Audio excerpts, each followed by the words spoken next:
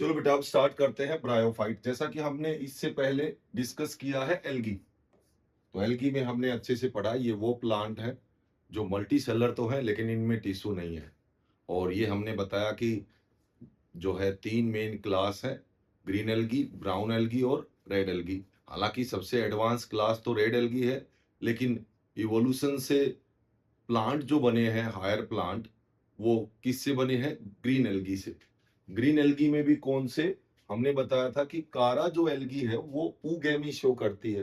तो कारा जैसी एल्गी जैसे ही कुछ एंसेस्टर रहे होंगे, तो कारा लाइक एंसेस्टर, इन कारा लाइक एंसेस्टर से ही आगे चल के इवोल्व होके क्या आ गई भाई? मल्टी सेलरिटी के साथ साथ टिश्यू भी डेवलप हो गया। लेकिन इनमें अभी रूट, स्टेम और लीफ का डिफरेंशिएशन नहीं हुआ है। तो ऐसे प्लांट को हमने क्या बोल दिया? ब्रायोफाइट। अब जो ब्रायोफाइट है, थोड़ा सा उनको अब हम डिटेल में डिस्कस करेंगे। पहले थोड़ा सा इंट्रोडक्शन देंगे इनके बारे में, फिर ये जानेंगे कि ये कैसे रिप्रोड्यूस करते हैं। हमने पीछे एल्गी एल्गी भी पढ़ा है कि उनके अंदर रिप्रोडक्शन कैसे होता है, क्योंकि यहां से अच्छे क्वेश्चन मिलते हैं कंपटीशन में। और क्वेश्चन कैसे होते हैं? अक्सर कंपैरेटिव। ये नहीं कि किसी एक टॉपिक पे फोकस कर लो, टाइप स्टडी करो। हमेशा कंपटीशन में क्वेश्चन कंपैरेटिव रहते हैं, तो हमें इसको कंपेयर करके चलना है। आगे भी कंपेयर करेंगे, तो रिप्रोडक्शन को भी डिस्कस करेंगे और फाइनली ब्रायोफाइट को कैसे क्लासिफाई किया गया और डिटेल में डिस्कस करेंगे क्लासिफिकेशन। तो सबसे पहले अगर हम ब्रायोफाइट का इंट्रोडक्शन की बात करें, तो ये कैसे प्लांट है? तो ये तो हमने बता ही दिया कि ऐसे मल्टी सेलुलर प्लांट जिनमें टिश्यू प्रेजेंट है लेकिन रूट, स्टेम, लीफ का डिफरेंशिएशन नहीं होता, ऐसे प्लांट्स को हम बोलते हैं ब्रायोफाइट। ये जो ब्रायोफाइट है, हम कह सकते हैं कि हमारी सोइल पे आने वाले पहले प्लांट है। देखो एल्गी तो आपको पता है मेजोरिटी में कैसी होती है? एक्वेटिक होती है, पानी में पाई जाती है। तो वो तो हम डिस्कस कर चुके हैं, फ्रेश वाटर, मरीन वाटर सब जगह मिलती है। तो एल्गी तो भाई एक्वेटिक होती है, लेकिन ये वो पहले प्लांट थे जो सोइल पे आ गए थे, जमीन पे आए। अब भले ही इनकी मेन प्लांट बॉडी जमीन पे मिलती है, सोइल पे मिलती है, लेकिन रिप्रोडक्शन, सेक्सुअल रिप्रोडक्शन करने के लिए इनको वाटर की रिक्वायरमेंट रहती है। क्यों? क्योंकि इनके जो गैमीट होते हैं ब्रायोफाइट के, वो कैसे होते हैं? बाइफ्लैजिलेटेड,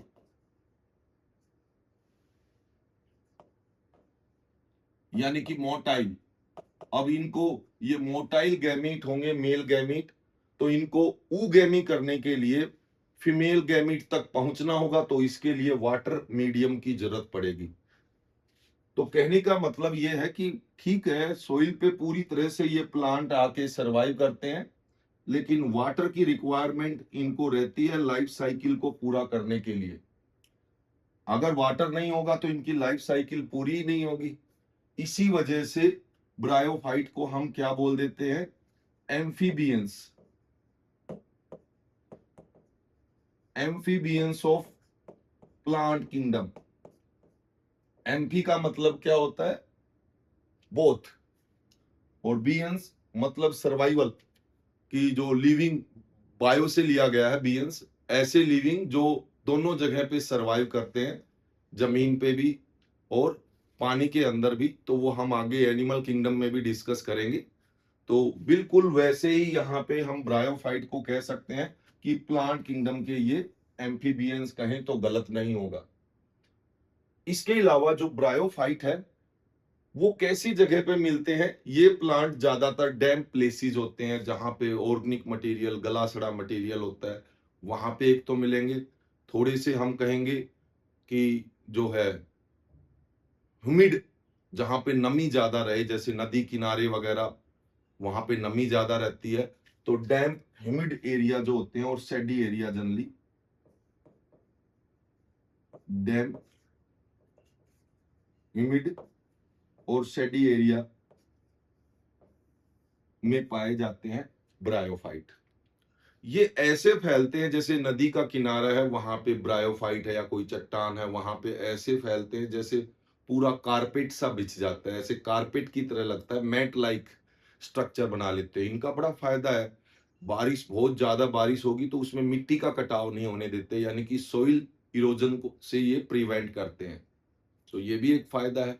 दूसरा, जो ब्रायोफाइट है, इनको भाई कुछ हर्बेसियस मैमल हैं वो अपने फूड में यूज करते हैं, कुछ बर्ड्स जो हैं वो भी फूड के तौर पे यूज करते हैं, और भी अदर एनिमल्स हैं जो कहीं ना कहीं इसको फूड में यूज कर सकते हैं। तो ऐसी बात नहीं है, इनका कोई जो है इकोनॉमिक वैल्यू भी पाई जाती है। ब्रायोफाइट जो है,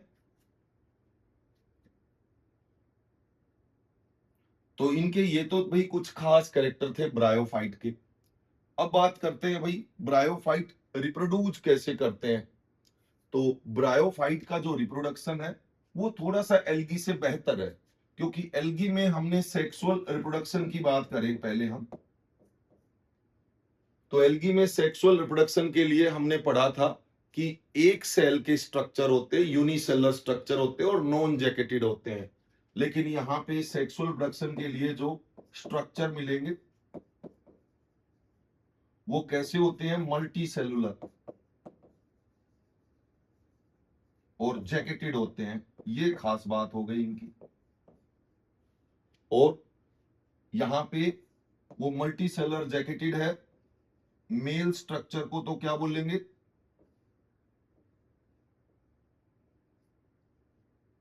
एंथ्रीडियम।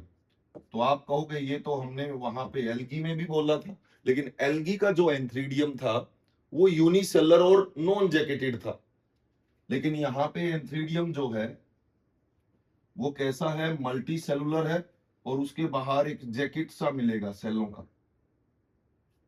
चलो, और फीमेल प्रोडक्टिव स्ट्रक्चर यहाँ पे एल्गी की तरह ऊगोनियम या कार्पोगोनियम नहीं है, यहाँ पे फ्लास शेप का स्ट्रक्चर है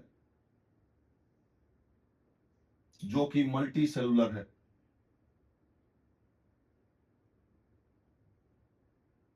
ये उसकी ये गर्दन है, यहाँ पे एग सेल पाई जाती है, और ये नेक कैनाल सेल पाई जाती है, बड़ी गर्दन होती है इसकी। इस तरह का स्ट्रक्चर क्या कहलाएगा, आर्किगोनियम।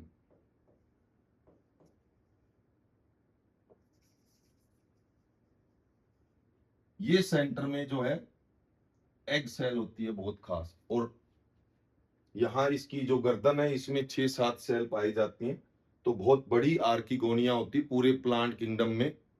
ब्रायोफाइट के अंदर बताएंगे किस प्लांट में सबसे बड़ी आर्किगोनिया, क्योंकि यहीं से आर्किगोनिया की शुरुआत हुई है, लेकिन यही आर्किगोनिया हम आगे चलेंगे तो प्लांटों में छोटा साइज होता चला जाएगा। चलो, एक तो ये है भाई। दूसरा यहाँ पे जो एंथ्रीडियम से एंथीरोजोइड रिलीज होते हैं, जो गैमीट, मेल गैमीट जो होते हैं एंथीरोजोइड, वो 2 फ्लैजला वाले होते हैं, बाई फ्लैजलेटेड।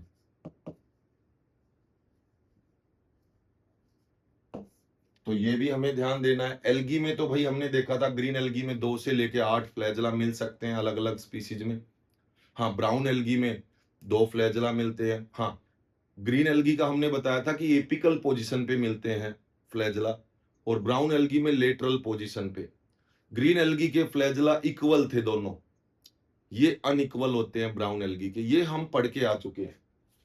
तो यहाँ पे ब्रायोफाइट में बाई फ्लैजलेटेड यहाँ पे गैमीट होते हैं, और ऑफ कोर्स एल्गी में तो हमने देखा था कि किसी एल्गी में आइसोगेमी होती है, किसी में एनाइसोगेमी, किसी में ऊगेमी, लेकिन ऊगेमी करने वाली एल्गियों से ही आगे ब्रायोफाइट बने हैं। तो हम कहेंगे कि ब्रायोफाइट में तो प्योरली क्या मिलेगी, ऊगेमी मिलेगी। बिल्कुल, ब्रायोफाइट ही नहीं, ब्रायोफाइट से लेके आगे एंजियोस्पर्म तक कोई एक्सेप्शन नहीं, कोई डाउट नहीं रखना है, सब में ऊगेमी है। यानी कि मेल गैमीट ही फीमेल गैमीट तक पहुंचेगा, चाहे कैसे ही पहुंचे, और वहां ही जाके फर्टिलाइज करेगा। इसी को क्या बोलते हैं, ऊगेमी। चलो, ये तो सेक्सुअल रिप्रोडक्शन है। और ये एसेक्सुअली कैसे रिप्रोड्यूस करते हैं, तो ब्रायोफाइट में एसेक्सुअल रिप्रोडक्शन जो है वो कुछ एल्गी जैसा ही है। जैसे जो थैलस होता है ब्रायोफाइट का, अक्सर उसके टुकड़े हो जाते हैं, फ्रेगमेंट बन जाते हैं, तो उससे भी वो रिप्रोड्यूस करते हैं। तो एक तरीका तो ये भी है, हम कह सकते हैं फ्रेगमेंटेशन। इसके अलावा कुछ एसेक्सुअल स्पोर भी, कुछ सभी में नहीं, एसेक्सुअल स्पोर भी बनते हैं, जैसे कि जेमेस्पोर। लेकिन ये सभी ब्रायोफाइट में नहीं, जैसे हम कह सकते हैं मार्केंसिया जो मॉडल ऑर्गेनिज्म है ब्रायोफाइट का, आगे डिटेल में डिस्कस करेंगे, उनमें पाए जाते हैं।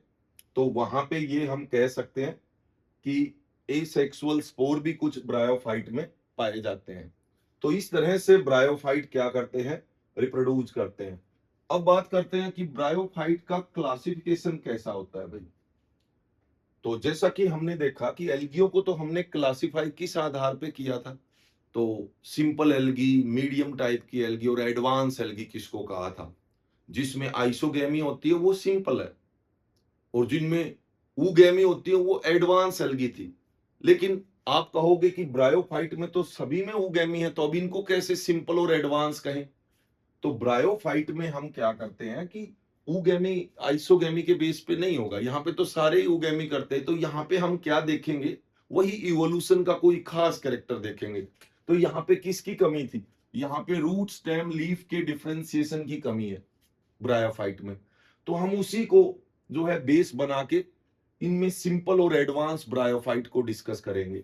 तो सिंपल ब्रायोफाइट हमने वो बोल दिए कि जिनमें रूट स्टेम लीफ का कोई डिफरेंशिएशन ही नहीं है, इस तरह के थैलस बने हुए हैं। क्या बने हुए हैं, इस तरह के डाइकोटोनोमस, यानी कि दो मुंह वाले ऐसे डाइकोटोमस टाइप के थैलस होते हैं। इनमें कहीं पे भी आपको रूट स्टेम या लीफ का कोई डिफरेंशिएशन नहीं। इवन हम ये कह सकते हैं कि रूट लाइक, स्टेम लाइक या लीफ लाइक स्ट्रक्चर तक नजर नहीं आ रहे। लेकिन कुछ ऐसे भी ब्रायोफाइट मिलेंगे जिनमें हम कहेंगे रूट तो नहीं है, रूट की तरह फिलामेंटस स्ट्रक्चर, स्टेम तो नहीं है, स्टेम लाइक स्ट्रक्चर बिल्कुल इरेक्ट सीधे ग्रो करने वाले, और उन पे लीफ तो नहीं होते हैं लेकिन लीफ लाइक स्ट्रक्चर जरूर अपीयर हो जाते हैं। तो अगर ऐसी सिचुएशन में हमें इनको क्लासिफाई करना हो तो हम कहेंगे भाई देखो ये तो है सिंपल, सिंपल ब्रायोफाइट। लेकिन ये हम कह सकते हैं कि इनमें चलो ठीक है रूट स्टेम लीफ नहीं आए हैं लेकिन उन जैसे स्ट्रक्चर जरूर बन रहे हैं, तो इनको हम कह सकते हैं कि ये एडवांस है, एडवांस ब्रायोफाइट, ये सिंपल ब्रायोफाइट। तो सिंपल ब्रायोफाइट को हमने क्या नाम दिया, तो ये सिंपल ब्रायोफाइट में ज्यादातर प्लांटों का जो मेन प्लांट बॉडी थी वो तो हमारे लीवर जैसी है। जैसे हमारा लीवर होता है ना, लीवर का थैलस ऐसा ही होता है, लीवर भी थैलाइड सा स्ट्रक्चर बनाता है। तो ये लीवर जैसा स्ट्रक्चर होने की वजह से हमने इनका नाम दे दिया हेपेटिका। देखो ध्यान देना, हेपेटिका वर्ड किससे जुड़ा होता है, लीवर से। लीवर को हम क्या बोलते हैं, हेपेटिका। तो वहीं से इस ग्रुप का नाम रख दिया हेपेटिका ओप्सिडा। ये हमने टेक्सोनोमी में बताया था कि जनरली जो क्लास है उनमें हम पीछे सुफिक्स के तौर पे फाइसी लगा सकते हैं, जैसे एल्गियो में लगाया था। आगे ब्रायोफाइट ट्राइडोफाइट में हम अक्सर ओप्सिडा लगाते हैं सुफिक्स। और आगे चल के जो है जिम्नोस्पर्म जो है, या फिर आगे एंजियोस्पर्म में जैसे हमने डाइकोट मोनोकोट है तो डाइकोटिलिडने एई लगाते हैं पीछे। तो इस तरह के सुफिक्स पहचान देते हैं। तो यहाँ पे अगर हम इनको क्लासिफाई करेंगे ब्रायोफाइट को, तो कुछ ब्रायोफाइट तो ऐसे हैं जो लीवर के थैलस जैसे हैं, बहुत ही सिंपल है। तो उस ग्रुप का नाम तो हम क्या नाम देंगे, हेपेटिका ओप्सिडा। चलो एक ग्रुप तो ये हो गया। और ये कैसे हैं भाई, ये तो एडवांस है, ये तो पूरे जो हम हमें कैसे हेयर की तरह नजर आएंगे, दूर से देखेंगे बिल्कुल इरेक्ट है। तो इनको हम बोल देते हैं मॉस, या फिर इनकी तरह नाम क्या देंगे, ये ब्रायोफाइट को मेन रिप्रेजेंट करते हैं। ज्यादातर ब्रायोफाइट यही ऐसे ही दिखेंगे, ये तो बहुत कम मिलते हैं सिंपल टाइप के। तो इस ग्रुप का नाम रख दिया ब्रायोओप्सिडा। ब्रायोफाइट से ही मेन, कि मेन ब्रायोफाइट यही है और एडवांस भी यही है, तो इनको हमने नाम दे दिया ब्रायोओप्सिडा। तो दो ग्रुप मिल गए भाई। क्या ब्रायोफाइट की क्लासिफिकेशन में दो ही ग्रुप हैं, दो ही क्लास है? नहीं भाई, तीन होती है, एनसीईआरटी ने दो दी है। एक बीच की भी क्लास होती है, उसमें बीच के करेक्टर होते हैं। उसमें क्या होते हैं भाई, इस तरह का थैलस भी होता है और उस पे सींग जैसे स्पोरोफाइट भी ग्रो करते हैं, सींग जैसे। और सींग को भाई सिरो, जैसे रीनोसिरोज बोलते हैं ना, जो गैंडा है उसके नाकों पे रीनो वर्ड किससे जुड़ा होता है? रीनो बोलते हैं नोज से, और उसके ऊपर सींग होता है तो सिरोज। तो वैसे ही इनका नाम रखा गया एंथोसिरोज।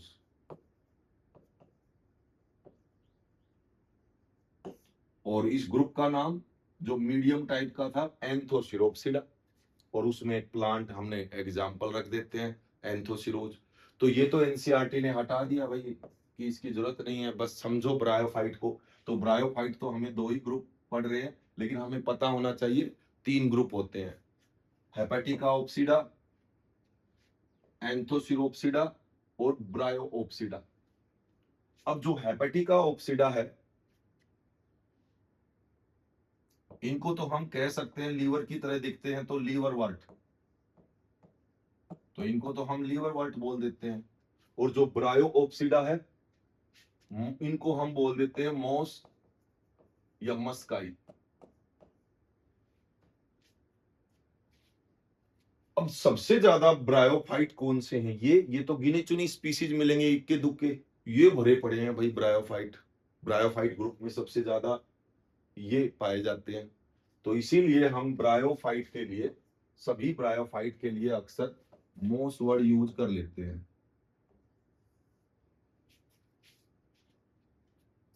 तो इस तरह से इनका क्लासिफिकेशन हुआ है। तो अब हम इनको आगे क्लासिफिकेशन में अच्छे से एग्जाम्पल के साथ डिस्कस भी करेंगे कि ये लीवर वर्ड क्या है और मोस कौन से हैं, जो ब्रायोओप्सिडा ग्रुप कैसा है, क्या क्या है, उसके एग्जाम्पल है। तो ये तो था भाई सिंपल सा इंट्रोडक्शन, कहाँ मिलते हैं, कैसे होते हैं, एल्गी के कंपैरिजन में इनमें क्या है, रिप्रोडक्शन कैसे करते हैं। और इनकी क्लासिफिकेशन में हम पढ़ेंगे दो ग्रुप, हेपेटिका ओप्सिडा और ब्रायोओप्सिडा। वैसे होने को हमें पता होना चाहिए एंथोसिरोप्सिडा भी होता है, लेकिन ये पढ़ने की जरूरत नहीं है, एनसीईआरटी ने नहीं मेंशन किया है।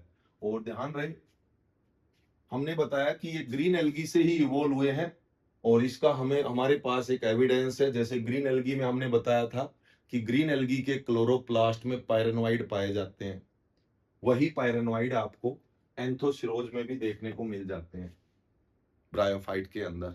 तो इस तरह से, इस तरह के एविडेंस हमें पता चलता है कि डेफिनेटली ब्रायोफाइट कहाँ से इवोल्व हुए हैं, ग्रीन एल्गी से। चलो अब आगे डिटेल में डिस्कस करते हैं।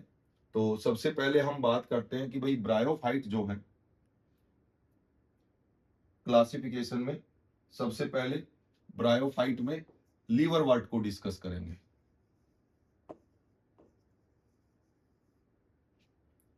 तो ब्रायोफाइट में लीवर वर्ट,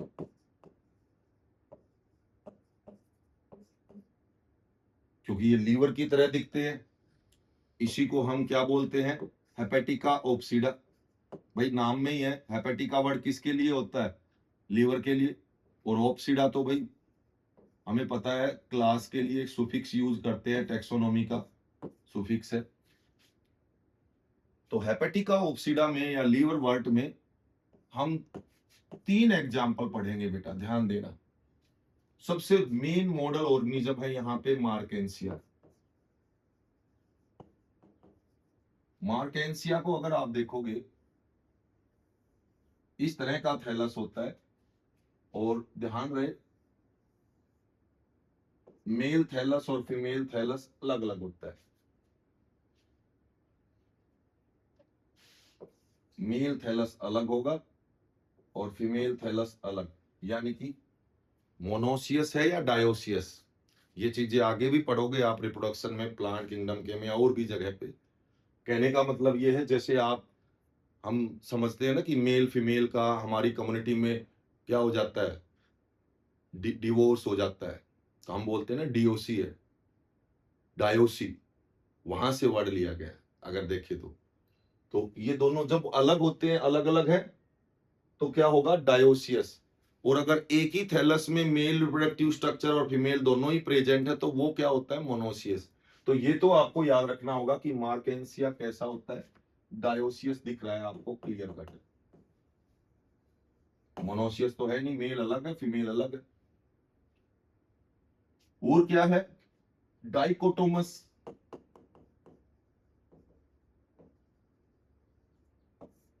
थैलस होता है इनका, कि ये थैलस कैसा है, देखो ये दो मुंह बन जाते हैं उसके थैलस के, तो इसको बोलते हैं डाइकोटोमस, डाई, दो मुंह वाला। इसके अलावा इसमें आपको दिखेगा डोर्सल और वेंट्रल डिफरेंशिएशन मिलेगा, कि नीचे वाली साइड जो है इनकी वो कैसी होती है, वो ग्रीन नहीं होती है, थोड़ी सी व्हाइटिश होती है, वो तो वेंट्रल है। और ऊपर वाला हिस्सा क्या है, ये ग्रीन होता है, इसको डोर्सल बोलते हैं। यानी कि अगर इस थैलस को हम पलट के देखेंगे अच्छे से, इसमें डोर्सल अलग दिखेगा, वेंट्रल अलग दिखेगा, तो हम कहेंगे ये डोर्सी वेंट्रल भी है।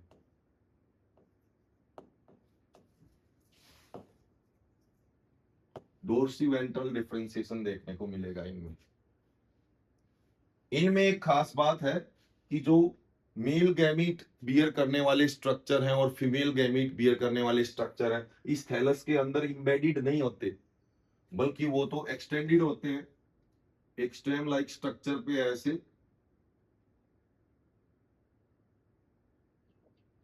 एक रिसेप्टेकल की तरह यूं स्ट्रक्चर बियर करेंगे। और यहां पे क्या मिलेंगे, एंथ्रीडिया।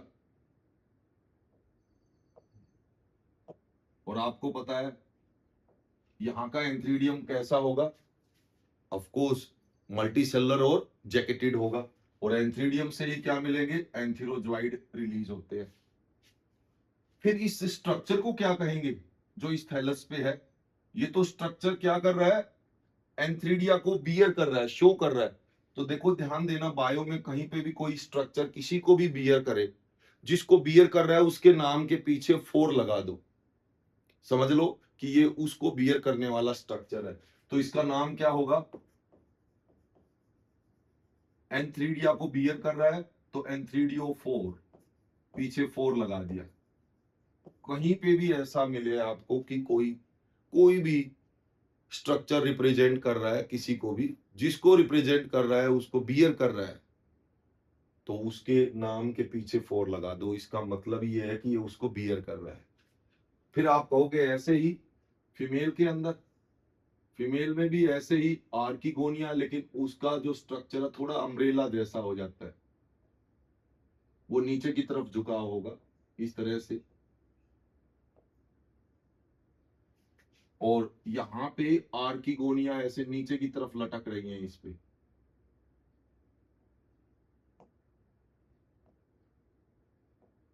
तो ये किसको बियर कर रहा है, ये तो आर्किगोनिया को बियर कर रहा है, तो इस स्ट्रक्चर को क्या बोलेंगे, आर्किगोनियोफोर। तो इसके नाम के पीछे भी आपने क्या लिख दिया, 4 लगा दिया, आर्किगोनियोफोर। तो देखो भाई, सभी लीवर वर्ट में तो ऐसा नहीं होता है। तो ये एक्चुअल में हमने लीवर वर्ट में मार्केंसिया को स्टडी करने के लिए मॉडल ऑर्गेनिज्म के तौर पे ज्यादा यूज किया है। तो ज्यादातर हम यही पढ़ते हैं, तो बच्चे सोचते हैं सभी लीवर वर्ट में ऐसा ही होता होगा, सभी डायोसियस होते होंगे, सभी में आर्किगोनियोफोर और जो है एंथ्रीडियोफोर होंगे। ऐसा जरूरी नहीं है, क्योंकि अगर हम दूसरा एग्जाम्पल लें, रिशिया, तो रिशिया का जो थैलस है वो थोड़ा सा इस तरह का होता है, इस तरह का थैलस होता है ये रिशिया का। और उसमें इस तरह के गैमीट को बियर करने वाले स्ट्रक्चर, इनको हम गैमिटोफोर, दोनों को मिला के एंथ्रीडियोफोर आर्किगोनियोफोर को हम गैमिटोफोर भी कह दे तो कोई दिक्कत नहीं है, क्योंकि ये गैमीट को बियर करने वाले है ना, गैमीट को प्रोड्यूस करने वाले स्ट्रक्चर को बियर करेंगे, तो गैमिटोफोर कह सकते हो आप दोनों के लिए। तो यहाँ पे तो स्पेशल ऐसा बियर करने वाला स्ट्रक्चर नहीं होगा। तो यहाँ पे क्या है, तो यहाँ पे भाई इंबेडेड होते हैं,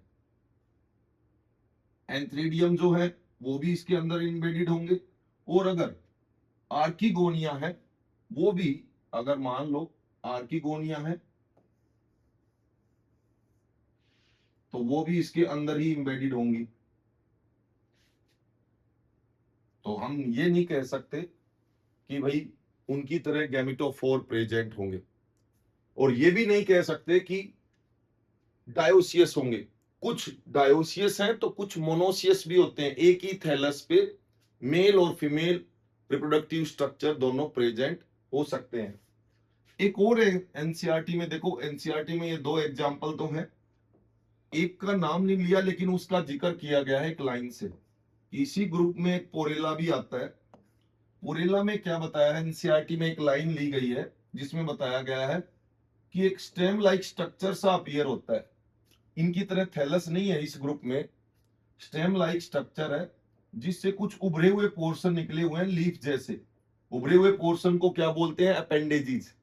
और वो उभरे हुए पोर्शन जो हैं स्टेम लाइक स्ट्रक्चर पे 2 रोज में अरेंज है, 2 लाइनों में अरेंज है, 2 रोज बना रहे हैं। तो इस तरह का स्ट्रक्चर बनता है। तो इसमें तो आप कहोगे इस तरह से लीवर जैसा तो नहीं बना, लेकिन कोई दिक्कत नहीं है, बिल्कुल है कैरेक्टर में इन्हीं जैसे, सिंपल है बहुत ज्यादा। हाँ ये कह सकते हैं कि इनमें धीरे धीरे एडवांसमेंट आने लग रही है, लेकिन उतनी नहीं आई है ब्रायोप्सिडा ग्रुप जितनी।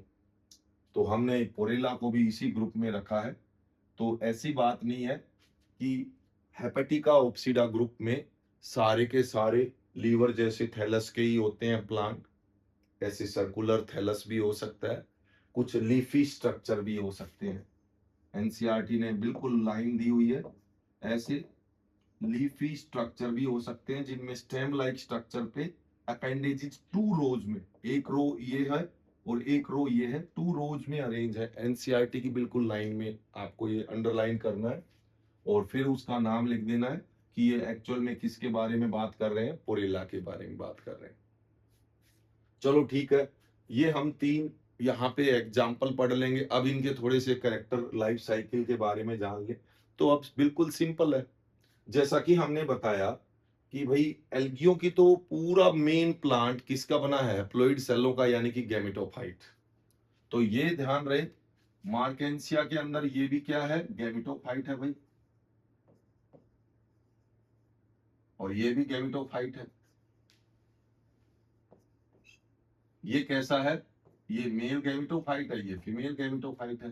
पूरा हैप्लॉइड सेलों का बना है। इवन इसके जो ये गैमेटोफोर है ये भी पूरा किसका पार्ट है, गैमेटोफाइट का ही पार्ट है। ऐसे ये है हैप्लॉइड सेलों के बने हैं, तो ये भी गैमेटोफाइट ही है। अब इनमें कुछ स्पीशीज आप देख सकते हो कि ये मोनोसियस भी है और डायोसियस भी हो सकते हैं। अलग अलग थैलस पे भी मेल फीमेल स्ट्रक्चर हो सकते हैं, सेम थैलस पे भी हो सकते हैं। और ये भी क्या है, लीफी स्ट्रक्चर भी हो सकता है गैमेटोफाइट। लेकिन हमने बताया था पहले ही कि जो ब्रायोफाइट है भाई उनमें गैमेटोफाइट भी बनते हैं। Main plant body of course gametophyte है, लेकिन वहां पे स्पोरोफाइट भी अपीयर होते हैं। वो कैसे अपीयर होंगे, तो आपको पता है ये सब हैप्लॉइड है। तो यहाँ पे पहले हम क्या करेंगे कि यहाँ पे मेल गैमीट बनाते हैं, और मेल गैमीट कैसा होता है, बाइफ्लैजिलेटेड, जिसको नाम देते हैं एंथीरोजोइड। और ये एंथीरोजोइड वाटर में, बारिश होगी या जैसे भी पानी के अंदर मूवमेंट करता हुआ, मोटाइल होता हुआ कहां तक जाएगा, आर्किगोनिया के एग तक जाके उसको फर्टिलाइज करके क्या बना देगा, जाइगोट। और इसी जाइगोट से फिर इम्ब्रियो बनेगा, और इम्ब्रियो से इसके क्या डेवलप होगा, स्पोरोफाइट डेवलप हो जाएगा।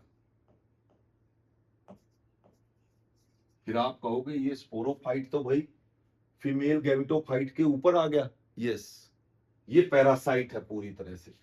जो स्पोरोफाइट जरूर अपीयर हो गया है, क्योंकि अभी इसमें पिगमेंट नहीं आए हैं, ग्रीन नहीं है, अपना फोटोसिंथेसिस खुद नहीं कर रहा है, ये सब कुछ खाना यहां से ही ले रहा है, फीमेल गैमेटोफाइट से।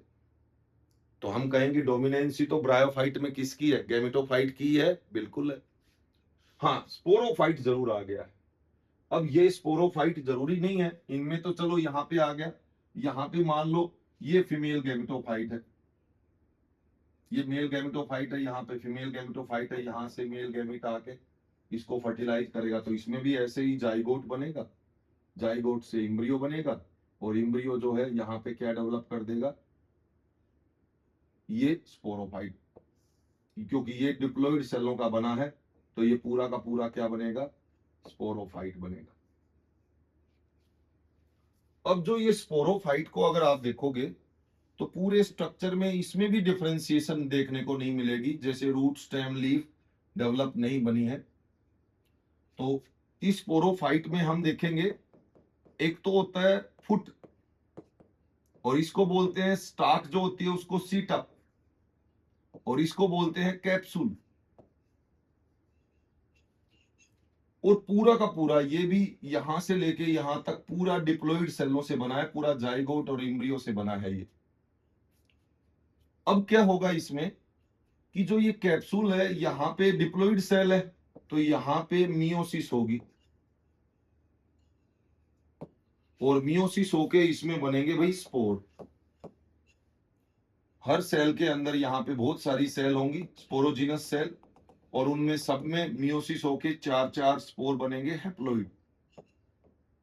तो ये स्पोर बन रहे हैं, और यही स्पोर जब यहाँ पे पूरे बन के तैयार हो जाएंगे इस कैप्सूल में, तो अब जो ये कैप्सूल है, इनमें स्पोर के साथ साथ एक और स्ट्रक्चर है, टेढ़ा मेढ़ा स्ट्रक्चर और बनता है यहाँ पे। इन स्पोर के साथ साथ कैप्सूल में कुछ और स्ट्रक्चर भी डेवलप होते हैं, जिनको बोलते हैं इलेटर। ध्यान रहे, ये भी आपको मार्केंसिया में ही मिलेंगे, जरूरी नहीं है कि ये जो है रिशिया में भी, रिशिया में नहीं मिलेंगे। क्यों मिलेंगे वो आपको बताएंगे, तब पता चलेगा। इलेटर क्या करते हैं, जैसे ही ये कैप्सूल में पूरे स्पोर डेवलप हो गए हैं, मैच्योर हो गया है कैप्सूल, तो ये बिल्कुल ड्राई हो जाएगा कैप्सूल। ड्राई होने पे क्या होगा, मान लो यहाँ पे ये कैप्सूल है, ड्राई हो गया है, तो अब इसमें स्पोर रेडी हो चुके हैं, इनको दूर दूर तक जाके गिरना, डिस्पर्स होना पड़ेगा, तब जाके ये अलग अलग थैलस बनाएंगे। तो ऐसे में ये कैसे डिस्पर्स होंगे, तो इसमें क्या होगा, ड्राई होने पे जो इलेटर होते हैं, ये टेढ़े मेढ़े स्ट्रक्चर यही कैप्सूल में डेवलप होते हैं स्पोर के साथ साथ, लेकिन ये स्पोर की तरह हैप्लोइड नहीं होते। तो यहां पे क्या होगा कि इलेटर हाइग्रोस्कोपिक होते हैं। इलेटर कैसे होते हैं, हाइग्रोस्कोपिक, हवा में से मॉइस्चर को एब्जॉर्ब करते हैं, मॉइस्चर को एब्जॉर्ब करके इनमें स्वेलिंग आने लगेगी, और इतना प्रेशर जनरेट करेंगे कि ये कैप्सूल को स्पीड से, हाई प्रेशर से ब्रेक कर देंगे। जैसे ही कैप्सूल हाई प्रेशर से ब्रेक होगा, तो स्पोर स्पीड से दूर जाके गिरते हैं, डिस्पर्सल होता है। तो ये तो बहुत जरूरी है भाई। लेकिन आपको मैंने बताया, रिशिया में तो ऐसे गैमेटोफोर नहीं बनते। रिशिया के अंदर तो अंदर ही अंदर जो है क्या बनता है, अंदर ही एंथ्रीडियम होता है, अंदर ही आर्किगोनिया। ये तो मैंने बड़ा कैप्सूल वैसे समझाने के लिए बना दिया, छोटा सा ही बनेगा यहाँ पे, जो इसी थैलस के अंदर एम्बेडेड होता है, डूबा रहता है इसी के अंदर। फिर आप कहोगे यहाँ पे तो इलेटर भी बन गए, तो कैसे इसको स्पोर को बाहर फेंक पाएंगे, कोई फायदा भी नहीं है, तो यहाँ इलेटर बनते भी नहीं। तो ये कैसे होता है भाई, ये थैलस ही गल जाता है, डिकम्पोज हो जाता है ये थैलस, गल के तब इसके जो है यहाँ कैप्सूल से स्पोर निकलते हैं, और फिर वहीं जाके वो जर्मिनेट करते हैं। तो जरूरी नहीं है कि सभी के सभी लीवर वर्ट के अंदर इलेटर भी बने, लेकिन इलेटर जो है इस कैप्सूल के अंदर जो है बहुत ही परफेक्ट मैकेनिज्म किसका, स्पोर डिस्पर्सल का काम करते हैं, हाइग्रोस्कोपिक होते हैं। इसके अलावा अगर हम बात करें यहां पे कि भाई इस तरह से, तो भाई यहां पे ये तो गैमेटोफाइट था, और गैमेटोफाइट से के ऊपर क्या बन जाता है, स्पोरोफाइट। स्पोरोफाइट से स्पोर बनेंगे, और स्पोर ही जर्मिनेट करके वापिस ये थैलस बना देते हैं गैमेटोफाइट। इस तरह से लाइफ साइकिल चलती रहती है। अब लाइफ साइकिल में हमने ये तो मान लिया मेल प्लांट बॉडी गैमेटोफाइट है, लेकिन अपीयर तो स्पोरोफाइट भी होते हैं, भले ही वो इसके ऊपर पैरासाइट हो, फीमेल गैमेटोफाइट के ऊपर पैरासाइट हो ये, क्योंकि इनमें फुट, सीटा और कैप्सूल जो है उनमें कोई क्लोरोफिल पिगमेंट वगैरह नहीं है, तो ये अपना खाना खुद नहीं बना सकते, ये पूरी तरह से डिपेंड है, पैरासाइट है।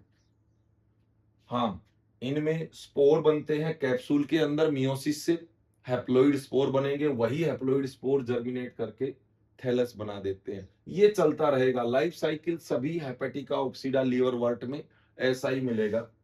और इनमें इलेटर भी बनते हैं, तो यहाँ पे हम मार्केंसिया को ज्यादा मॉडल ऑर्गेनिज्म के तौर पे पढ़ते हैं, तो इसी के कैरेक्टर में हम यहाँ पे डिस्कस करते हैं। तो इलेटर का काम है स्पोर डिस्पर्स करना। तो ये सब कंपटीशन में क्वेश्चन आ जाते हैं। इसके अलावा अगर हम बात करें, चलो इस तरह से ये सेक्सुअल रिप्रोडक्शन करते हैं और इनकी लाइफ साइकिल चलती है। ए सेक्सुअल रिप्रोडक्शन कैसे करते हैं? तो ए सेक्सुअल रिप्रोडक्शन के लिए जनरली इनके जो टुकड़े टूट जाए, मान लो ये थैलस है, इसके 2 टुकड़े हो जाए, तो उससे भी जो है ये हम कह सकते हैं फ्रेगमेंटेशन से भी ये रिप्रोड्यूस करते हैं। और इनमें बहुत ही स्पेशल स्ट्रक्चर पाए जाते हैं, जैसे ऊपर बाहर की तरफ वो क्या होते हैं, जेमा कप। ये जो जेमा कप है ये कप जैसे होते हैं, और इनमें स्पोर जो बनते हैं जेमा स्पोर बनते हैं। और ये जेमा स्पोर को अगर आप देखोगे तो ये 8 के डिजिट जैसा होता है, जैसे 8 का डिजिट होता है ना, इस तरह का ये स्पोर होता है। मल्टी सेलुलर होगा, ध्यान देना, एनसीईआरटी ने थोड़ा बहुत ही इंफॉर्मेशन दिया है इसका, और कुछ लाइनों में हमें समझना पड़ेगा। तो इस तरह का होता है जेमा स्पोर। अब जेमा स्पोर कहीं पे भी जाके गिरेगा तो वहां पे उसके यहां से 2 टुकड़े हो जाएंगे, और इससे अलग थैलस बनेगा और इससे अलग। तो एनसीईआरटी ने ये तो मेंशन नहीं किया, लेकिन वहां लैंग्वेज को बारीकी से पढ़ोगे तो मिलेगा। इंडिविजुअल्स वर्ड यूज किया है, उन्होंने ये नहीं कहा कि जेमा से एक इंडिविजुअल बनेगा, उन्होंने इंडिविजुअल्स बोला। यानी कि यहाँ पे हम कहेंगे कि एक जेमा जो है कितने थैलस प्रोड्यूस कर देता है, 2 थैलस प्रोड्यूस कर देता है। ये कभी रोहतक पीएमटी में क्वेश्चन पूछा गया था। तो इस तरह के क्वेश्चन पूछ लिए जाते हैं, तो एनसीईआरटी भी थोड़ा सा इशारा कर रही है इसके बारे में। तो ये एक एसेक्सुअल स्पोर है जो रिप्रोडक्शन में मदद करता है। 3 हमारे ये एग्जाम्पल हो गए हैं। अब बात थोड़ा सा मार्केंसिया के बारे में कर लेते हैं। बस हमें ये पता होना चाहिए, पोरेला तो एक लीफी स्ट्रक्चर है जो लीफी गैमेटोफाइट बियर करता है। रिसिया एक थोड़ा सा सर्कुलर टाइप का थैलस जो है शो करता है। बाकी मार्केंसिया का जो है लीवर की तरह थैलस होता है, गैमेटोफाइट होता है, डाइकोटोमस टाइप का होता है, ये 2 मुंह वाला होता है। और इस पे जो है गैमेटोफोर बियर होते हैं। इनकी पहचान एनसीईआरटी में से कई बार ये जो है, जो इमेज से भी क्वेश्चन आ जाता है, तो थोड़ा सा ध्यान रखना है कि मेल जो है थोड़ा सा ऊपर की तरह रिसेप्टिकल सा बनाता है जिसपे एंथ्रीडियम होते हैं, और फीमेल वाला ऐसे अम्ब्रेला शेप का होता है, थोड़ा सा अम्ब्रेला की तरह नीचे की तरफ, और नीचे आर्किगोनिया होती है। तो इस तरह से आपको ये पहचानना है। बाकी आपको पता होना चाहिए गैमेटोफाइट इनका डोमिनेंट है, और जो है स्पोरोफाइट इनका पैरासाइट है। हाँ, स्पोर डिस्पर्स करने का तरीका उतना एडवांस नहीं है, इलेटर की मदद से होते हैं स्पोर डिस्पर्स। लेकिन आगे चल के हम बताएंगे ब्रायोफाइट में जो मॉस होते हैं, मॉस में तो एलोबरेट मैकेनिज्म आ गया, एनसीईआरटी की लाइन है। वो एलोबरेट मैकेनिज्म क्या है वो बताएंगे। वहां पे इलेटर नहीं होंगे, लेकिन इलेटर से भी जबरदस्त तरीका आ गया वहां पे, वो हम डिस्कस करेंगे। इसके अलावा हमें ध्यान देना है कि जो गैमेटोफाइट है ये थैलस है, इसका ये डोर्सल पार्ट है, और इसका नीचे वाला क्या है, वेंट्रल पार्ट।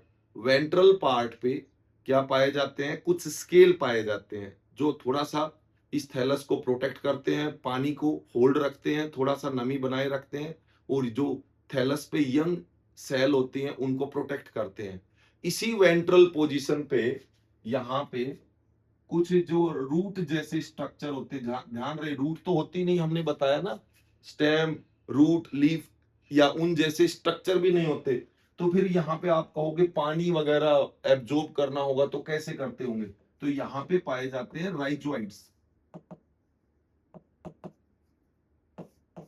कहाँ पे, थैलस के वेंट्रल साइड में, या यहाँ पे भी हम राइजोइड्स बना देंगे। इसमें भी क्या है, वेंट्रल साइड में राइजोइड्स। अब ये राइजोइड आपको लीवर वर्ट में भी मिलेंगे, और आगे जो क्लास पढ़ेंगे मॉस उनमें भी राइजोइड मिलेंगे, लेकिन फर्क है, ये राइजोइड कैसे होते हैं, यूनिसेलुलर, एक सेल के, और कोई ब्रांच नहीं होती। लेकिन जो आगे मोस में हम पढ़ेंगे वो राइजोइड कैसे होते हैं, मल्टी सेलुलर, और कैसे ब्रांच्ड होते हैं, ओब्लिक, उनमें सेप्टे पाए जाते हैं और ब्रांचिंग भी पाई जाती है। तो ये इनमें डिफरेंस भी देखने को मिलता है, तो ये हमें ध्यान रखना है। तो यहाँ रूट तो मिलेगी नहीं, लेकिन रूट जैसा काम करने वाले राइजोइड्स यहाँ पे पाए जाते हैं। तो ये एक सिंपल सा ग्रुप है, तो सिंपल से ही राइजोइड होंगे, यूनिसेलुलर और अनब्रांच्ड। आगे चल के हम देखेंगे ब्रायोफाइट में मल्टी सेलुलर राइजोइड्स और ब्रांच्ड, और वो भी ओब्लिक सेप्टे के साथ मिलेंगे आपको।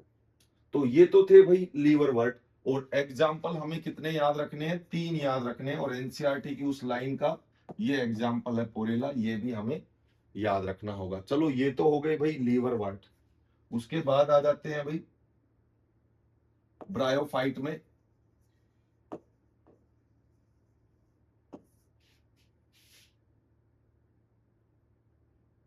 ब्रायोओप्सिडा ग्रुप पे।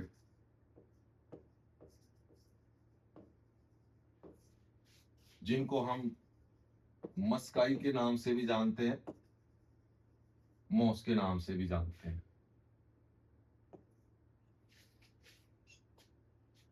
तो सबसे पहले अगर हम बात करें तो भाई ब्रायोफाइट तो मेजर जो ग्रुप है, पूरा ग्रुप यहीं से रिप्रेजेंट होता है, क्योंकि लीवर वर्ट तो बहुत गिनती की स्पीसीज मिलेंगी, बहुत ज्यादा नहीं होते हैं, ये बहुत ज्यादा है, तो यहीं से पूरे ब्रायोफाइट ग्रुप को हम मोस के नाम से ही जान लेते हैं। अब इनमें हम क्या क्या एग्जाम्पल पढ़ेंगे, एग्जाम्पल तो बहुत सारे हैं, लेकिन कुछ फेमस एग्जाम्पल यहाँ पे हम पढ़ेंगे। एक तो हम पढ़ेंगे फिनेरिया के बारे में। यहाँ पे फुनेरिया जो है, जैसे वहां पे पीछे हमने मार्केंसिया को ज्यादा स्टडी कर रखा है मॉडल के तौर पे, तो इस ग्रुप में मॉडल के तौर पे फुनेरिया को लिया गया है। बाकी इस ग्रुप में हम स्फेगनम को भी थोड़ा सा डिस्कस करेंगे, और पॉलीट्राइकम को भी।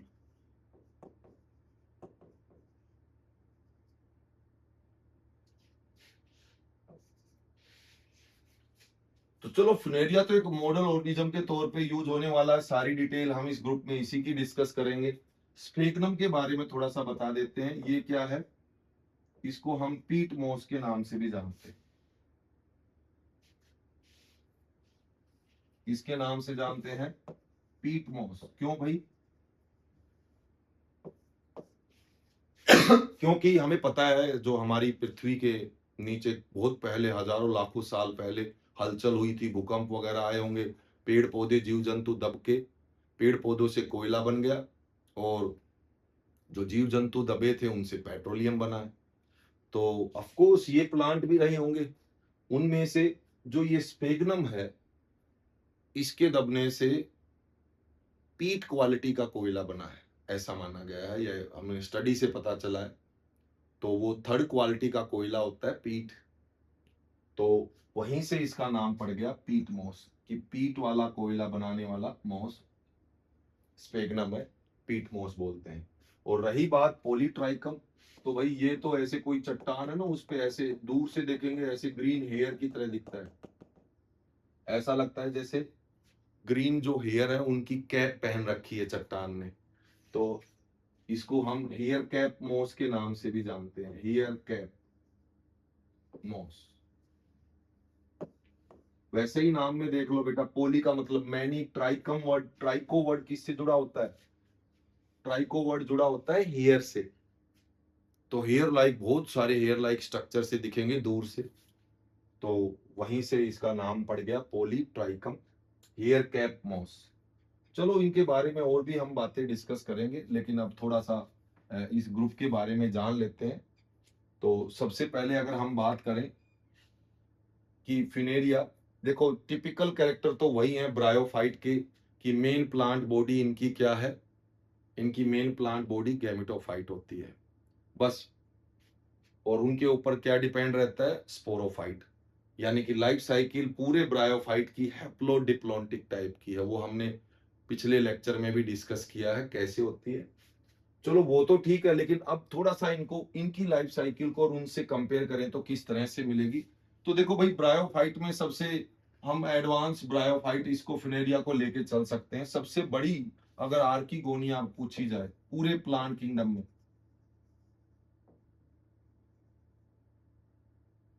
सबसे बड़ी आर्किगोनिया फिनेरिया की मानी जाएगी, क्योंकि आर्किगोनिया की शुरुआत फ्लास जैसा जो फीमेल रिप्रोडक्टिव स्ट्रक्चर ब्रायोफाइट से शुरू हुआ है। ऐसी बात नहीं, आगे ट्राइडोफाइट में भी मिलेगा और जिम्नोस्पर्म में भी मिलेगा, लेकिन ये छोटा होता चला जाएगा। तो सबसे बड़ा प्लांट किंगडम में आर्किगोनिया किसका मिलता है? फिनेरिया का। अगर हम इनकी लाइफ साइकिल को समझे थोड़ा सा, तो कैसा होता है भाई कि जैसे मान लो हम शुरुआत करते हैं, यहाँ पे स्पोर गिर गए। स्पोर कैसे हैं? हैप्लॉइड। कैसे आए स्पोर, वो हम सब पूरे लाइफ साइकिल में बनाएंगे। तो जैसे ही ये स्पोर गिरते हैं, तो ये स्पोर ऐसे जर्मिनेट करते हैं, और जर्मिनेट करके ऐसे पहले क्या बनाएंगे? फिलामेंटस स्ट्रक्चर, धागे जैसे स्ट्रक्चर बनाएंगे, और वो भी ग्रीन कलर के होंगे। ये जैसे ग्रीन कलर के धागे हैं वैसे। इनको नाम देते हैं प्रोटोनेमा। प्रोटो का मतलब फर्स्ट, और नेमा का मतलब होता है थ्रेड से जुड़ा होता है। कि शुरुआत में जो स्पोर होते हैं, मोस के स्पोर जैसे ही जर्मिनेट करते हैं, तो जर्मिनेट करने पे धागे जैसे स्ट्रक्चर बनाते हैं, इसलिए उनका नाम पड़ गया प्रोटोनेमा। और ये क्या होते हैं भाई? ग्रीन कलर के होते हैं, फोटोसिंथेसिस भी करते हैं। फिर इन्हीं प्रोटोनेमा में आप देखोगे शुरू में जो ये प्रोटोनेमा निकले हैं, ये तो क्या होते हैं? प्राइमरी। अब इन्हीं की ब्रांच निकलनी शुरू हो जाती है। इन्हीं प्राइमरी प्रोटोनेमा की क्या होती है? ब्रांच निकलती है। तो उनको बोलते हैं सेकेंडरी प्रोटोनेमा। अब मान लो ये सेकेंडरी प्रोटोनेमा है, इस सेकेंडरी प्रोटोनेमा से आगे चल के मॉडिफिकेशन होगी और एक स्टेम लाइक स्ट्रक्चर सा अपीयर हो जाएगा इस तरह से। ध्यान रहे, ये जो सेकेंडरी प्रोटोनेमा है, इसी से ये स्टेम लाइक स्ट्रक्चर बन जाता है, और इसी स्टेम लाइक स्ट्रक्चर पे ऐसे लीफ लाइक स्ट्रक्चर भी आ जाते हैं।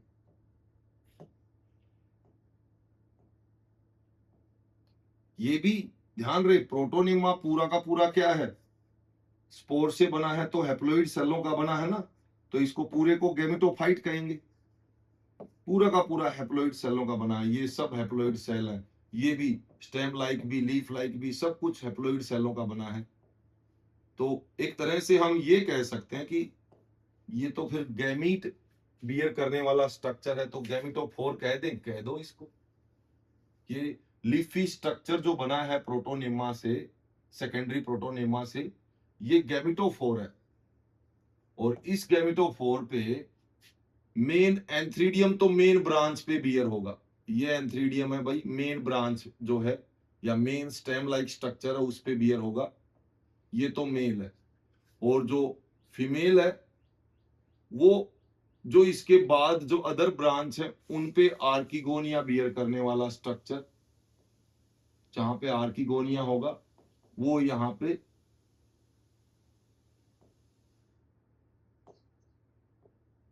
फीमेल वाले साइडों की जो ब्रांच है, वहां पे स्ट्रक्चर बियर होते हैं। मेन पे तो क्या होगा? मेल। इस कंडीशन को बोल देते हैं एक्रोकार्पस। कार्पस वर्ड किसके लिए होता है? फीमेल के लिए। कि भाई female reproductive structure main stem पे नहीं है, थोड़ा सा उससे नीचे है, सब टर्मिनल पोजीशन पे, टर्मिनल से थोड़ा सा नीचे। एक्रो वर्ड का मतलब सब टर्मिनल होता है, तो इसलिए एक्रोकार्पस कंडीशन देखने को मिलती है यहाँ पे। यानी कि आप कहोगे ये तो एक ही थैलस पे लगा लो, या जो भी एक ही प्लांट के ऊपर मेल फीमेल रिप्रोडक्टिव स्ट्रक्चर पाए जाते हैं, बिल्कुल। यानी कि ये तो मोनोसियस है, बिल्कुल है। तो ये तो मोनोसियस है भाई।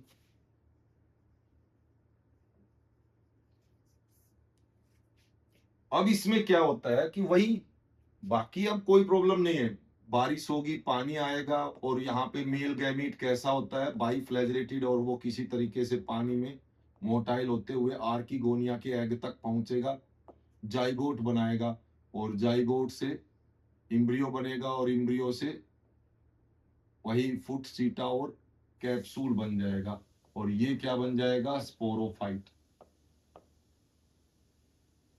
ये स्पोरोफाइट है भाई।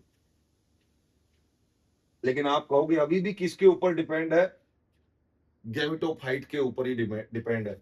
ये प्रोटोनिमा भी गैमेटोफाइट है और इसी प्रोटोनिमा से मॉडिफाई होके जो लीफी स्ट्रक्चर गैमेटोफोर बना है, ये सारा का सारा क्या है, गैमेटोफाइट ही है, हैप्लॉइड सेलों का बना है। लेकिन जो ये स्पोरोफाइट है इसको थोड़ा सा अच्छे से बनाते हैं। ये स्पोरोफाइट जो बना है इसमें ये फुट है, ये सीटा है और ये कैप्सूल है। तो इस स्पोरोफाइट में कोई खास बात है? बिल्कुल है। ये पिछला जो ग्रुप था ब्रायोफाइट का, लीवरवर्ट का, उनके स्पोरोफाइट से तो बेहतर है। कैसे? इसके जो कैप्सूल वाले हिस्से में, सीटे वाले हिस्से में एक तो क्लोरोफिल पिगमेंट आने लगे हैं, यानी कि ये इंडिपेंडेंट होने की पूरी तैयारी कर रहा है। क्या आने लग गए हैं? क्लोरोफिल पिगमेंट, यानी कि है तो अभी भी ये पैरासाइट, लेकिन पार्शियल पैरासाइट कहेंगे, फुल पैरासाइट तो नहीं कहेंगे, क्योंकि ये भी अपना ग्रीन कलर बना रहा है, ये भी फोटोसिंथेसिस की पूरी तैयारी कर रहा है। दूसरा, इनके अंदर स्पोर बनेंगे, वही हैप्लॉइड स्पोर बनेंगे मियोसिस से, जैसे पीछे बने थे। तो इनके अंदर जो स्पोर बनते हैं और फिर उनका जो डिस्पर्सल होता है वो पिछलों के कंपैरिजन में बहुत ही एडवांस तरीके का है। आप कहोगे वो कैसा? क्योंकि पिछलों में स्पोर डिस्पर्स करने के लिए मार्केंसिया में क्या बने थे? इलेटर। लेकिन यहां पे क्या होता है भाई, इलेटर नहीं बनेंगे।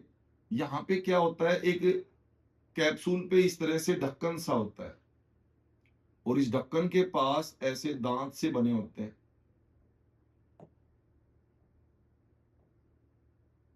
चारों तरफ, और इनको बोल देते हैं पेरिस्टोमियल टिथ। पेरी का मतलब सराउंड करना, स्टोमा का मतलब माउथ, ये कैप्सूल का माउथ है, कैप्सूल के माउथ को सराउंड करने वाले टिथ, तो पेरिस्टोमियल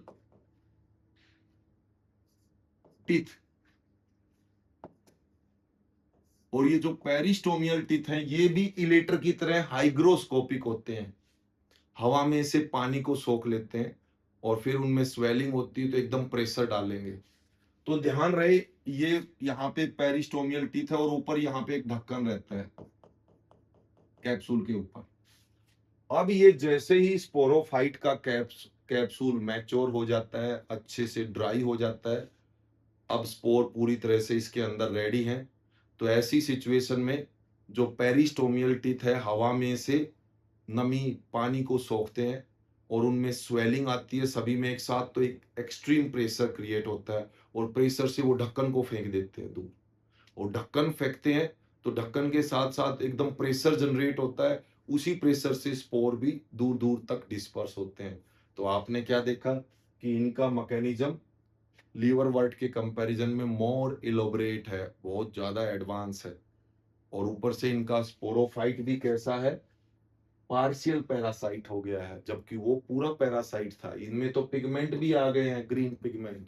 ये सब बातें एनसीईआरटी में दे रखी हैं, ये लाइनें, और यहाँ से कंपटीशन में क्वेश्चन भी आते हैं। तो अच्छे से समझोगे तभी हम इनका जवाब दे पाएंगे, अदरवाइज नहीं। हाँ, आपने देखा कि मार्केंसिया डायोसियस है, फिर मार्केंसिया के अलावा उसी ग्रुप में कुछ मोनोसियस स्पीसीज भी मिलती हैं, आगे एंथोसिरोज भी मोनोसियस मिल जाते हैं। लेकिन यहाँ आके आप देखोगे अच्छे से ये कैसे बन गए हैं, मोनोसियस हो गए हैं। एक ही प्लांट के अंदर, एक ही गैमेटोफाइट लीफी स्ट्रक्चर पे आप क्या देखोगे, यहाँ पे जो है male female reproductive structure appear होते हैं। अब हम कुछ फर्क देखते हैं। फर्क क्या था कि डिफरेंस में हम देखेंगे कि जो लीवरवर्ट है वो तो थैलस थे, उनकी ग्रोथ कैसे होती है? वो तो जमीन पे लेट के ऐसे आगे बढ़ेंगे, प्रोस्ट्रेट, इसको बोलते हैं प्रोस्ट्रेट ग्रोथ करते हैं। इनका इनकी बात करें, इनमें तो थैलस नहीं है। हाँ, इनमें जो प्रोटोनिमा बनते हैं पहले, ये तो हाँ भाई स्पोर से जर्मिनेट करके धागे जैसे स्ट्रक्चर प्रोस्ट्रेट ग्रो करेंगे, क्रीपिंग क्रीपिंग टाइप के होंगे, ग्रीन कलर के होंगे थ्रेड जैसे। तो ये भी सीधे खड़े हुए ग्रोथ नहीं करेंगे, क्रीपिंग और प्रोस्ट्रेट ग्रोथ होती है, लेटी हुई ग्रोथ होगी। लेकिन इन्हीं से सेकेंडरी प्रोटोनिमा से मॉडिफाई होके जो लीफी स्ट्रक्चर बना है गैमेटोफाइट का, वो तो इरेक्ट है भाई। कैसा स्ट्रक्चर है ये? इरेक्ट ग्रोथ करता है। ये इरेक्ट है, सीधा खड़ी ग्रोथ करेगा। और फिर इनके ऊपर जो कैप्सूल पाए जाते हैं, सॉरी स्पोरोफाइट पाए जाते हैं, ये लीवरवर्ट के स्पोरोफाइट से बेहतर होते हैं, एडवांस होते हैं। इनका स्पोर डिस्पर्सल मैकेनिज्म भी एलोबरेट टाइप का पाया जाता है। तो ये है भाई मॉस। और मॉस में हम बात करें, ये सारी स्टडी किसकी है भाई? फिनेरिया की। सभी ब्रायोफाइट की लाइफ साइकिल हैप्लोडिप्लॉन्टिक टाइप की है, लेकिन हैप्लोइड गैमेटोफाइट मेन फेज हम कह सकते हैं पूरे ब्रायोफाइट का, क्योंकि स्पोरोफाइट तो उनके ऊपर डिपेंड ही रहते हैं। लेकिन आगे हम पढ़ेंगे ट्राइडोफाइट में कि किस तरह से यही जो स्पोरोफाइट था यहाँ पे आके एडवांस ब्रायोफाइट में या मोस में आके कैसा हो गया है, पार्शियल पैरासाइट हो गया है, यानी कि इंडिपेंडेंट होने की तैयारी कर रहा है। और आगे इन्हीं में इवोल्यूशन होके ऐसे इंडिपेंडेंट हो जाएंगे कि इन्होंने तो रूट स्टेम लीफ ही बना ली, और फिर ये ब्रायोफाइट नहीं, फिर तो ये ट्राइडोफाइट कहलाएंगे। आगे हम ट्राइडोफाइट में यहीं से शुरुआत करेंगे कि किस तरह से मोस से ही ये जो एडवांस स्पोरोफाइट बना था, आगे चल के रूट स्टेम लीफ ही बना लेता है, एकदम इंडिपेंडेंट स्पोरोफाइट डेवलप हो जाता है। तो वही क्या कहलाते हैं? ट्राइडोफाइट। तो इस तरह से एक तो हमें फिनेरिया के बारे में पता लगाना है अच्छे से, सारा इंफॉर्मेशन इसी के बारे में है।